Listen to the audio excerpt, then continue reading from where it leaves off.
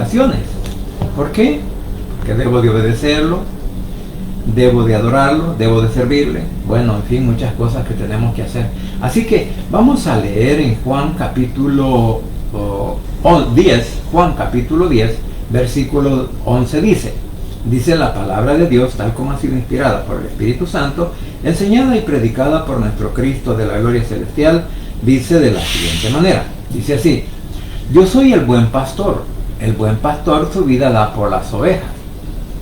Dice en la otra versión, capítulo 10 de Juan, versículo 11 de la otra versión, dice: yo soy el buen pastor está dispuesto a morir por sus ovejas. Padre santo y bendito que estás en los cielos, gracias te doy por este nuevo día que nos diste, por esta nueva oportunidad, Señor, que nos presentaste para estar delante de tu presencia. Y a esta hora, Señor, que aquí en nuestro país, El Salvador, ya estamos de noche, te damos la honra y la gloria por todo lo bueno y maravilloso que haces en nuestras vidas. Asimismo, Señor, te suplico en el nombre de Jesús que seas tú, Señor, el que tomes el control en mi mente, en mi boca, en mi corazón, y que me ayudes también, Señor, a poder reflexionar en esta palabra y que sea también de meditación y de reflexión para todos aquellos, Señor, que tengan a bien poder escuchar o ver este mensaje, Señor, que a la verdad a cada uno de nosotros nos conviene pues entender y saber de tu palabra y así poder decir, Señor, que de verdad tú eres nuestro pastor, nuestro guía, nuestro consolador, nuestro salvador, nuestro suplidor en necesidades, y por eso, Señor, tenemos que estudiar tu palabra. Papito lindo, gracias te doy por este momento, gracias por también por nuestro país El Salvador, por nuestras autoridades civiles y militares, y también, Señor, te clamo por el pueblo de Israel y por la paz en Jerusalén, y que seas tú también bendiciendo y sanando, Señor, a cada uno de nuestros familiares que se encuentren enfermos de cualquier enfermedad, de cualquier dolor, de cualquier situación difícil, Señor, que puedan estar pasando, porque solo en ti, Señor, tenemos esa salvación y ese poder para seguir adelante, Señor, a pesar de la adversidad, de los problemas o de las dificultades que vengan en nuestras vidas, porque tú eres nuestro socorro. En el nombre de Jesús he orado, bendito Padre Celestial. Amén y amén. Bien, como decía, si nosotros confiamos verdaderamente de que Jesús es nuestro Salvador, de que Jesús es nuestro Rey, que Jesús es el Dios soberano al cual nosotros le debemos nuestra vida eterna, le debemos nuestra salvación, nuestra sanidad, nuestra provisión, nuestro socorro y toda la ayuda que Él nos da. Ahora la pregunta es, como dije anteriormente, ¿cuánto yo le obedezco a Él como pastor? Porque si también nos vamos al Salmo 23, versículo 1 dice que el Señor es mi pastor y nada me faltará. Entonces, por eso decía, ¿cuáles son las implicaciones al decir que Jesús es nuestro pastor? Que nuestro Cristo de la gloria es nuestro pastor. ¿Qué implica? Bueno, la primera implicación es la obediencia que cada uno de nosotros le debemos. El respeto, la honra, la gloria, darle honra y gloria a Él por todo lo bueno y maravilloso que hace en nuestras vidas. Y no solamente por lo que hace, sino por todo lo que a diario nos da. Porque a diario, pues Él permite que todavía nos alimentemos del pan que Él pone en nuestra mesa. Porque todo lo que puede venir a nuestras mesas es por parte de Él. No es por nuestra fuerza ni nuestra voluntad, sino que, como dice aquí, nada me faltará. Ahora, hay implicaciones, como vuelvo a repetir, porque si bien es cierto en el versículo o en Juan 14, 13 al 14 dice: y todo lo que pidiéramos al Padre en mi nombre, todo lo que pidieras al Padre en mi nombre, eso lo dice Jesús, lo haré para que el Padre sea glorificado en el Hijo. Entonces, como Él es nuestro suplidor, como Él es nuestro amparo, como Él es nuestro refugio, entonces todo lo que le pidamos al Padre en el nombre de nuestro Señor Jesucristo, dice que lo hará, que a mi Padre dice que y todo lo que pidieres al Padre en mi nombre, lo haré. O sea que Jesús está diciendo, lo voy a hacer. ¿Para qué? Para que el Padre sea glorificado en el Hijo. O sea, que el Padre se glorifica en el Hijo y el Hijo se glorifica en nosotros, dándonos todo lo que nosotros pedimos. Por eso es bien importante cuando también en Juan capítulo 15, versículo 7, si no me equivoco, dice de la siguiente manera. En el 7, si permanecéis en mí y mis palabras permanecen en vosotros, pedid todo lo que queréis y os será hecho. O sea, vuelvo a repetir, ¿cuáles son las implicaciones que hay? Respecto a este versículo podemos ver que dice, la permanencia que nosotros deberíamos de tener para con Él o en Él. Porque cuando dice, si permanecéis en mí y mis palabras permanecen en vosotros, pedid todo lo que queréis y os será hecho. En otras palabras nos está diciendo que una de las implicaciones para que el Señor nos dé lo que estamos pidiendo es permanecer primeramente en Él y luego permanecer dentro del marco que la misma palabra nos enmarca. Porque si bien es cierto, la palabra de Dios viene siendo un marco en el cual usted y yo no podemos salirnos, porque si no salimos, bueno, este es un ejemplo así como el tabernáculo. El tabernáculo estaba cercada el área donde estaba el lugar santo, bueno, comenzando desde el patio, por decirlo así, donde estaba la fuente de bronce, la fuente de agua, donde estaba también el altar del sacrificio, donde se quemaba la sangre, el símbolo de la cruz, donde Cristo iba a morir, porque allí se quemaba la carne, ahí también se rociaba la sangre al pie de ese altar, en donde la sangre se rociaba o se echaba al pie de esa parte, y la carne que se quemaba en ese lugar, la ofrenda que se presentaba al Padre. Entonces, por eso digo, todo esto tiene un simbolismo. Y también el tabernáculo tenía que una valla alrededor, y donde entraban los sacerdotes y los que iban a adorar al Señor. Entonces, ¿por qué estaba cercado? Y por eso digo, la palabra nos enmarca que debemos de permanecer dentro de Él. Entonces, cuando nosotros estamos dentro de la palabra, dentro del Evangelio, juntamente con la ayuda del Espíritu Santo y lo que Cristo hace en nuestras vidas, entonces, ¿qué pasa? Que nosotros estamos seguros en ese lugar. O sea, el tabernáculo es el símbolo donde el Padre o el Hijo o nuestro Señor Jesucristo o el Padre en ese momento se reunía con el hombre, así como hoy en día, ¿verdad? Podríamos tomar el ejemplo, por decirlo así, de una congregación, de un lugar donde se reúne el pueblo para escuchar de su palabra, para aprender de la misma. Entonces, vamos a decirlo, que estando dentro de ese lugar, pues nosotros tenemos una seguridad porque sabemos que ahí nada nos va a pasar.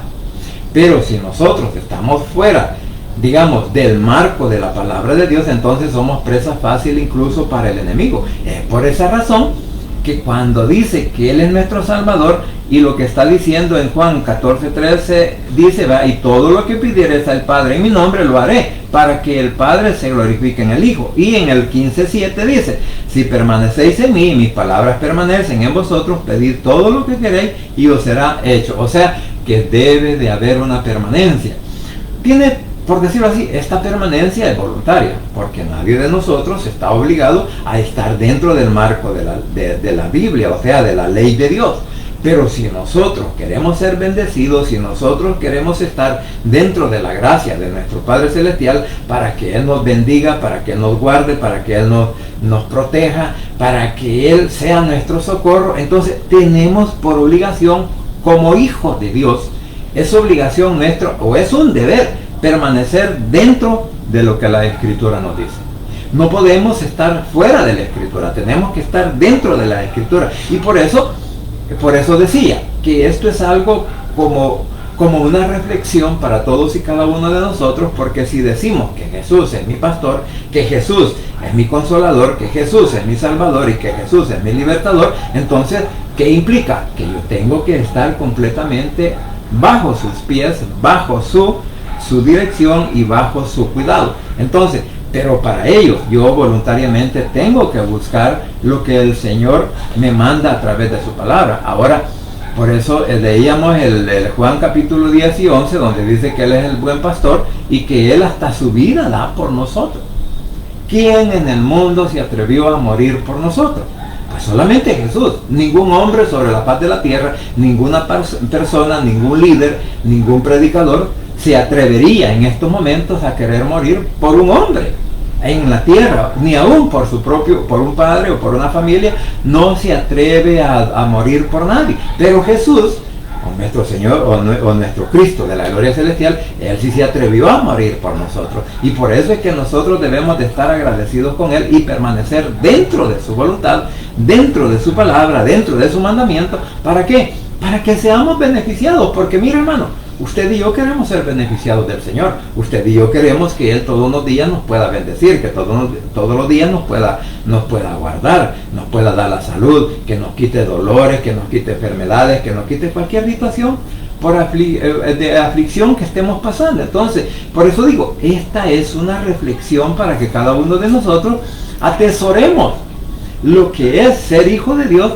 y qué significa estar bajo su cuidado. Porque el pastor, como Jesús, como nuestro buen pastor, Él nos guía, Él nos consuela, Él nos enseña, Él nos conforta y también que nos exhorta. Porque la palabra de Dios, todos esos requisitos los cumple. Nos exhorta porque, así como dice en segunda de Timoteo, capítulo 3,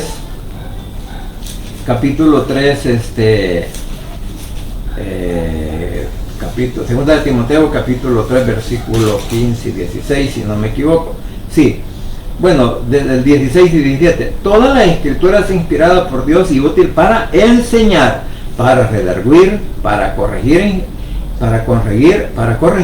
para instruir en justicia, a fin de que el hombre de Dios sea perfecto, enteramente preparado para toda buena obra. Esto lo dice en la segunda carta a Timoteo, capítulo 3, versículos 16 y 17. Entonces, la palabra, como vuelvo a referir, toda la palabra es inspiración de nuestro Padre Celestial y que a través de nuestro Señor Jesucristo Él nos trajo este mandamiento, Él nos trajo la posibilidad de la salvación. Entonces, lo que nosotros tenemos que hacer es creer que Él es nuestro único Salvador, creer que Él es nuestro único socorro, creer que Él es el camino, la verdad y la vida y que nadie, absolutamente nadie, puede llegar por otro camino que no sea el camino que nuestro Señor Jesucristo nos ha enseñado. Que no podemos alcanzar la vida eterna a través de un hombre o de una persona en el mundo entero. No la podemos alcanzar, porque la salvación la encontramos única y exclusivamente en nuestro Señor Jesucristo. Entonces, mis hermanos, por eso nosotros tenemos que aprender de la palabra y tenemos que dedicar el tiempo necesario, porque lo que dice en el 14:6, Jesús dijo: yo soy el camino y la verdad y la vida, y nadie viene al Padre sino por mí. Lo que yo estaba hablando hace un momento, que Él es el camino, que Él es la verdad y que Él es la vida eterna para todos y cada uno de nosotros. Por eso el Señor demanda fidelidad de parte de nosotros hacia Él, porque así como Jesús fue fiel delante del Padre, así también nosotros tenemos que ser fieles también delante de nuestro Padre Celestial, honrando a nuestro Señor Jesucristo por todo lo bueno y maravilloso que vino a hacer en nuestras vidas. Ahora, como en el Salmo 23 decía, ¿verdad?, que nada nos faltará. Ahora, ¿qué es lo que dice también? Bueno, ya lo leíamos, 13 y 14 del capítulo 14 también de Juan, que todo lo que pidiéramos en Él, en su nombre, nuestro Padre Celestial, Él lo hará para que el Padre sea glorificado en el Hijo. Ahora bien, también dice en el Juan 6:35, Jesús les dijo: yo soy el pan de vida, y el que a mí viene nunca tendrá hambre, y el que en mí cree no tendrá sed jamás. O sea, la sed también la podemos encontrar en el versículo de Juan 7, 37 y 39, donde dice: si alguno tiene sed, venga a mí y beba. Si alguno tiene sed, venga a mí y beba. El que cree en mí, como dice la Escritura, de su interior correrán ríos de agua vida. ¿A qué se refería el Señor? No es que van a salir vertientes de agua, ¿verdad?, de nosotros, pero sí se refería al Espíritu Santo. ¿Por qué? Porque cuando nosotros confiamos en Él plenamente y obedecemos su palabra, cuando hablemos, nuestras palabras van a ser palabras, digamos, de buen sentir, o que la persona lo pueda escuchar como un manantial de agua, ¿verdad? Porque recordemos que la palabra es manantial de vida para todos y cada uno de nosotros, o sea, la palabra de Dios, el Evangelio, porque toda la Escritura, toda la Biblia está inspirada por el Espíritu Santo, y el personaje principal que encontramos en la Biblia, ¿quién es? Es nuestro Señor Jesucristo. Digo nuestro Señor Jesucristo porque el que vino a morir y a pagar en la cruz del Calvario por nuestros pecados fue Él. Entonces, por esa razón es que usted y yo debemos de honrar a Cristo, no solamente, ¿verdad? Y aquí espero no molestar a nadie, pero muchas veces nosotros solo hablamos la palabra Dios, y Dios, y Dios, y Dios, y no especificamos delante de que o a quién nos estamos refiriendo. Y esto no es ninguna otra doctrina que no esté en la Biblia, porque esto está en la Biblia, porque el apóstol Pablo nos enseña, cuando él dice que se refiere al Dios y Padre de nuestro Señor Jesucristo, entonces la Biblia lo enseña. Por eso, en muchas ocasiones la palabra, tanto la lenguaje actual como también la Reina Valera, dice Dios. En algunas veces se está refiriendo al Padre y en otras veces se está refiriendo a nuestro Señor Jesucristo. Pero cuando es así, entonces nosotros tenemos que referirnos, que si nos referimos al Padre, a nuestro Padre Celestial como Dios, tenemos que distinguirlo, es decir, nuestro Padre y Dios, ¿verdad? Nuestro Padre y Dios Celestial. Ahora, cuando nos refiramos a nuestro Señor Jesucristo, quien vino a morir en la cruz del Calvario, y que también, porque la Escritura así nos enseña, en el capítulo 9 de Romanos, ahí encontramos esa parte cuando dice que Jesucristo es Dios. Pero está el nombre de Jesucristo, Dios. Entonces nosotros podemos decir también que nosotros le damos honra y gloria a nuestro Dios Jesucristo porque Él vino a morir en la cruz del Calvario. Tan sencillo como ese. Porque este es mi pensamiento, esta es mi idea, y esto es lo que la Biblia me enseña. Que cuando yo me estoy refiriendo solo a Dios y a Dios y a Dios, también el enemigo pues es el príncipe del cielo, y también es considerado un Dios. Y aún el anticristo dice que se hace pasar por Dios y se va a sentar allá en el templo en Jerusalén, en el trono de Dios, haciéndose pasar por Dios.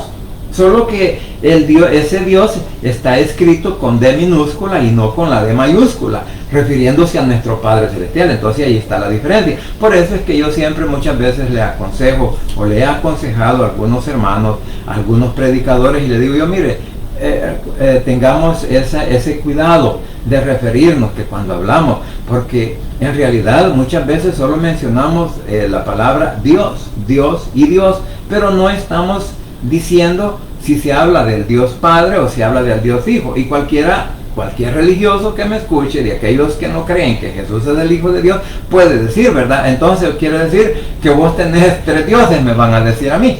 Pero usted sabe que la Biblia nos enseña que está el Dios Padre, el Dios Padre que nunca se ha movido de su trono, el Dios Hijo que vino a morir a la cruz del Calvario por nosotros, a derramar su sangre y comprarnos con esa sangre preciosa que derramó en la cruz, para comprarnos y lavarnos y salvarnos. Y también tenemos la dirección, porque en Hechos de los Apóstoles aparece cuando Pedro está hablando del Dios Espíritu. O sea, que ahora el Espíritu Santo está con nosotros aquí en la tierra. Nuestro Señor Jesucristo está en los cielos. allá a la par del trono de nuestro Padre Celestial y que intercede, y que nuestro Padre Celestial nunca se ha movido de su trono, porque cuando leemos Filipenses capítulo 2 encontramos de que quien se movió de su trono de gloria fue nuestro Señor Jesucristo, fue el Hijo, para que viniera a morir en la cruz del Calvario. Entonces, cosas como esas, por eso podríamos preguntarnos ahora, si de verdad Él es nuestro pastor, si de verdad Él es nuestro guía, si de verdad Él es nuestro Salvador personal, entonces, ¿qué tanto estamos agradecidos con Él? Porque la verdad es esa, que si hay agradecimiento porque el Señor murió en la cruz para darnos la libertad a nosotros de la vida eterna y del reconcilio con el Padre, hombre, cada uno de nosotros teníamos que ser obedientes a su palabra, porque nos hemos declarado hijos. Cada uno de nosotros que hemos creído en Él y que le hemos confesado como a nuestro Salvador personal, le hemos dicho: Señor, tú eres mi Dios, tú eres mi Padre, tú eres mi todo, y a partir de ahora tú eres el dueño de mi vida. Porque cuando decimos mi Señor, estamos diciendo que Él es dueño de todos nosotros. Entonces nosotros ya no tenemos ninguna voluntad propia, sino que ahora estamos bajo la voluntad, bajo la dirección, bajo la instrucción de ¿quién? De nuestro Señor Jesucristo, que vino a pagar por usted y por mí a la cruz del Calvario. Entonces, ahora comprendamos que si yo digo, como dice el Salmo 23, ¿verdad? Cuando dice que Él es mi pastor y nada me faltará, entonces la pregunta es, ¿de verdad Cristo está guiando mi vida? ¿De verdad Cristo está guiando mi corazón para ser una nueva persona, para ser una nueva creación, para ser alguien que en su mente y en su corazón ya no se albergue la maldad? Porque la Biblia claramente nos enseña y nos dice que ya no tenemos que compartir o hacer el mal. Que si practicábamos el mal, que ahora pues ya no lo practiquemos. Él quiere que practiquemos que la palabra, el bien, perdón. Él quiere que practiquemos el bien. Ahora, ¿cómo vamos a saber cuál es lo bueno y cuál es lo malo?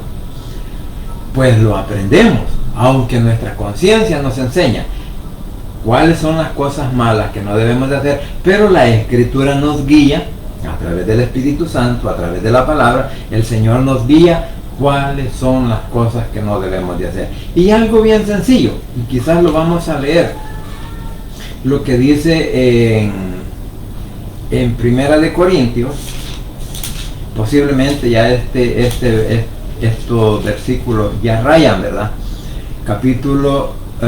Primera de Corintios, capítulo 6, versículos 9 y 10 dice: ¿no sabéis que los injustos no heredarán el reino de Dios? O sea, que los que no han sido justificados delante del Señor por su sangre y por el poder del Espíritu Santo no pueden heredar el reino de Dios, o sea, el reino celestial. Y dice: no erréis. O sea, no nos equivoquemos, no estemos pensando, no estemos diciendo que solo por decir el nombre de Jesús, o decir que me congrego, o decir que predico, o decir que ando con un uniforme que me identifique con algún ministerio, que eso es más que suficiente. O por ir a un culto, ¿vale? O por ir a los cultos todos los días, a la iglesia o los días que nos congreguemos. Pero si no hay cambio en nosotros, entonces nos estamos equivocando. Por eso dice: no erréis. ¿Por qué? Porque dice: ni los fornicarios, ni los idólatras, ni los adúlteros, ni los afeminados, ni los que se echan con varón, ni los ladrones, ni los avaros, ni los borrachos, ni los maldicientes, ni los estafadores heredarán el reino de Dios. Y en el 11 dice: y estos eran algunos, o sea, estos éramos algunos de nosotros. Ahora, dice también en Apocalipsis, capítulo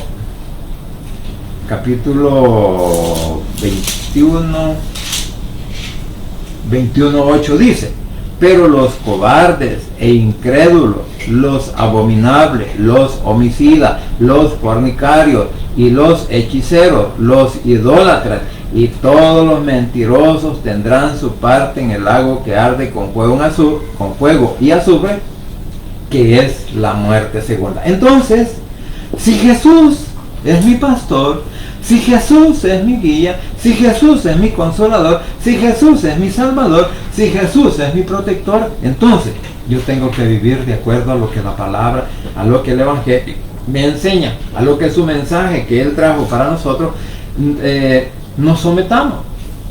O sea, en otras palabras tenemos, si Él es nuestro pastor, ¿verdad? Porque Él es nuestro gran y sumo sacerdote que está en los cielos intercediendo por nosotros. Él es nuestro gran pastor, que en Pedro dice que Él es el príncipe de los pastores. O sea, usted y yo no vamos a ser salvos, o usted no puede ser salvo porque yo diga que soy pastor y que predico su palabra y que enseño el Evangelio. No, usted no puede ser salvo por mi persona, pero sí, a través de mi persona, nuestro Padre Celestial puede enviarle el mensaje de salvación a usted. Entonces, en cada uno de nosotros está la posibilidad de creer de que Jesús es mi pastor, de que Él es el que me guía, que Él es el camino, que Él es la verdad y que Él es la vida eterna. Entonces, tengo que creer solamente en Él y dejar las demás cosas que se nos puedan enseñar o nos puedan decir que por medio de ellas vamos a llegar al cielo, es una mentira. Porque el único Salvador, y por eso debemos de darle honra y gloria, dejarnos dirigir por el Evangelio, dejarnos dirigir por su palabra, porque solo es el único en el cual podemos nosotros alcanzar vida eterna. Así que, mis hermanos, como dije, espero que esta reflexión sea pues para que nosotros analicemos la manera en que estamos viviendo, la manera en que estamos caminando a través del Evangelio y cómo lo estamos haciendo o practicando. Porque cada uno de nosotros sabe los errores que cometemos, cada uno de nosotros sabemos las fallas que tenemos. Sin embargo, el Señor es fiel y justo para perdonarnos siempre y cuando que nosotros le confesemos nuestros pecados y le pidamos perdón, misericordia y que no lo volvamos a hacer. Entonces, esa es la condición que nuestro Padre, porque como dice en Primera de Juan,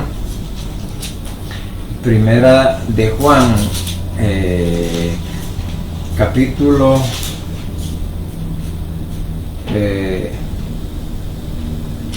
no es Primera de Juan, es Segunda de Juan 1:9.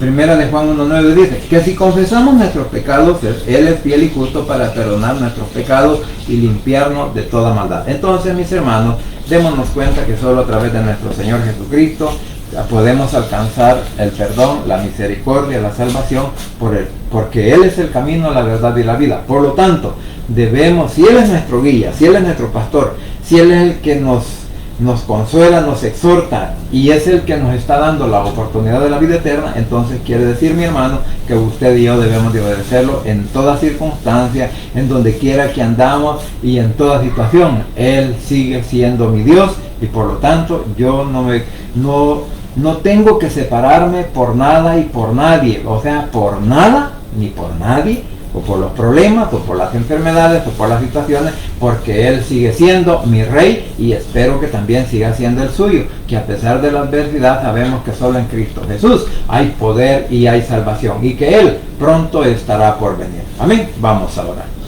Padre Santo y bendito que estás en los cielos, gracias te doy por este momento, gracias por la oportunidad de la vida que me das y gracias, mi Señor, porque hasta aquí tú has sido fiel conmigo, has sido fiel con mi familia, con mis hijos, con mi esposa, con mi madre, con mis hermanos y con cada uno de nuestros familiares, donde quiera que se encuentre. Señor, tú has demostrado esa fidelidad y es por eso que alabamos y bendecimos tu nombre, Señor, por lo bueno y maravilloso que has sido con nosotros hasta hoy. Porque hasta este día, Señor, tú no nos has desamparado, tú no has dejado de socorrernos, tú no has dejado de guardarnos, Señor, de cualquier de cualquier acecho del enemigo, porque hasta aquí, Señor, tú sigues siendo nuestro proveedor. Así que te damos honra y gloria y te suplico, mi Señor, que seas tú, por favor, llegando, Señor, hasta todos los rincones de nuestro país, El Salvador, a través de tu palabra, a través del mensaje del Evangelio, a través de aquellos hombres y mujeres, Señor, que se han propuesto en su corazón llevar este mensaje de salvación a todos los lugares de nuestro país y fuera del mismo, Señor, que seas tú el que los guíes, que los guardes, que los protejas de todo ataque del enemigo y que siempre les des esa dirección, esa sabiduría espiritual, Señor, que todos necesitamos para poder hablar de tu palabra. Asimismo, Padre, te suplico una vez más por cada uno de nuestros familiares, donde quiera que se encuentre, que pongas tu mano poderosa de sanidad, aquellos que están padeciendo en sus problemas, en sus riñones, Señor, en sus corazones, en su vejiga, en su páncreas, en su hígado, estómago, o problemas intestinales, Señor, como son también sus ojos, sus oídos, su boca, su cerebro, sus pulmones, sus vías respiratorias, sus vías de circulación o las vías, Señor, urinarias, que seas tú, por favor, obrando en su salud y ayudándoles, Padre, a poder alcanzar esa salud que tanto te claman. Aquellos diabéticos, Señor, los pongo en el hueco de tu mano juntamente con sus familias. A cada uno de ellos los pongo en el hueco de tu mano para que seas tú haciendo, Señor, que esa glucosa pueda llegar a su normalidad, para que ese páncreas, para que ese hígado comiencen a funcionar adecuadamente, Señor, y que produzca el páncreas esa insulina necesaria para llegar a esa normalidad. Así que en el hueco de tu mano deposito, Señor, a todos aquellos que están en el hospital, que han sido contaminados por el virus o por cualquier otra enfermedad que estén en ese lugar, que tú los guardes y los protejas, los bendigas y los sanes, Señor, como también, Padre, por aquellos que están esperando una consulta de operación o un llamado, Señor, en el cual pues van a presentar todos sus exámenes y que van a ser intervenidos quirúrgicamente, que seas tú también obrando en sus vidas y de ser posible, Padre, que no permitas que lleguen hasta ese paso, Señor, que no permitas, Señor, que antes de entrar al quirófano que los examinen y que se den cuenta, Padre, que por ese problema que los iban a operar, que ya no es necesario, porque ya no tienen esa enfermedad, ya no tienen ese problema de salud, porque tú, Señor, has puesto tu mano poderosa de sanidad. Papito lindo, gracias por ser un Dios grande y maravilloso, gracias por ser nuestro sanador, gracias por ser nuestro protector, gracias por ser nuestro proveedor, papito lindo, y gracias porque hasta aquí, Señor, tú nos has librado de todo acecho del enemigo. Así que te clamo, Señor, una vez más por nuestro país, El Salvador, como también por cada una de nuestras autoridades civiles y militares, y también te clamo por el pueblo de Israel y por la paz en Jerusalén, y que seas tú también, Señor, dándonos esa paz interior en nuestros corazones que tanto necesitamos, Señor, para podernos llevar bien como familia, como hermanos en Cristo, como vecinos, o como compañeros de trabajo o compañeros de estudio, Señor, que seas tú también dándonos gracias y ese carisma para poder hablar con los demás, Señor, sin ofensa alguna y que todos lleguemos a un buen entendimiento. Gracias, papito lindo, por todo lo bueno y maravilloso. Asimismo, te ruego por aquellos familiares nuestros, Señor, que aún no te han reconocido como Salvador personal, que en esta hora puedan abrir su corazón y confesarte a ti como Salvador personal, Señor, repitiendo esta oración de la siguiente manera.